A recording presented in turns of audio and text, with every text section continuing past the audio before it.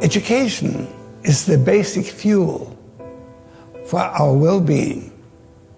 Education has guided us from the Dark Ages into the world of color and beauty. So we cannot allow history to repeat itself. 6 million Jews. We have 60 of those survivors here in the Valley. So it's extremely important to have a place for them and to make sure that their stories of survival are remembered. I was always attached, very attached to my parents. I lost my mom. Unfortunately, she went to Drancy and then Auschwitz, and that she was killed. My brother and I were born in Leipzig, Germany. They claimed that we were not Germans, that we have no right to be German citizens. Even the children, we had to wear stars. We were lucky for some strange reason. We never were separated until the ghetto was liquidated. When the ghetto was liquidated, my mom was sent to Camp Plaszow, and that was the first time that we were actually separated from any member in the family. I was hidden 9 months in a cellar with no lights, just with a carousel lamp. Our peaceful existence came rapidly to an end. I felt very bad. I understood that life not gonna be as good as before. My dad, he would say, stay strong. Stay strong, he said, and he even would repeat continuously, stay strong because you have to fight for your freedom and you have to fight to be accepted.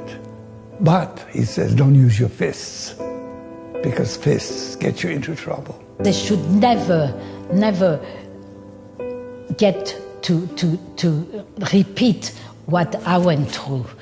It shouldn't never happen again. Well, that's why I think the passage of House Bill 2241 is so important. We believe that the education of our young people are our hope for the future. And we believe that they must learn about current and past genocides. And that's why the bill requires the teaching of the Holocaust and other genocides at least twice between 7th and 12th grades. I get emotional because the only thing I think about is the fact that time fleets and our survivors aren't getting any younger. So I'm really fortunate to have a legislature work together with our governor to have this form of legislation. When you look into the eyes of a survivor when they're telling their story and recounting through retrieval cues their own trauma of what they experienced during the Holocaust, you feel a little bit of that pain. And so one day, soon, they'll be gone. And, the students that are in our classrooms right now are the last generation that will hear their stories. My whole life, I get up in the morning with my story, and I go back to bed with my story. I don't have to read my story. My story is in my heart. And in the morning and at night, it's always there. I can never forget that. I go to school and tell my story, and I tell them, I give them a message. Love your family. You have only one family in a lifetime. Be respectful and be positive.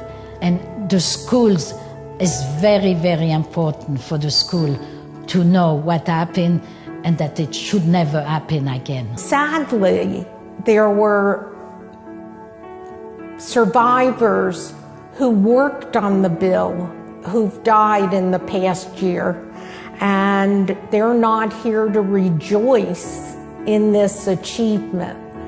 So it's just so important that we passed it now while we still have survivors who can feel good about their work. Oskar Knoblauch, who has a message today. I believe he testified for 3 years. He testified in person, he testified via Zoom.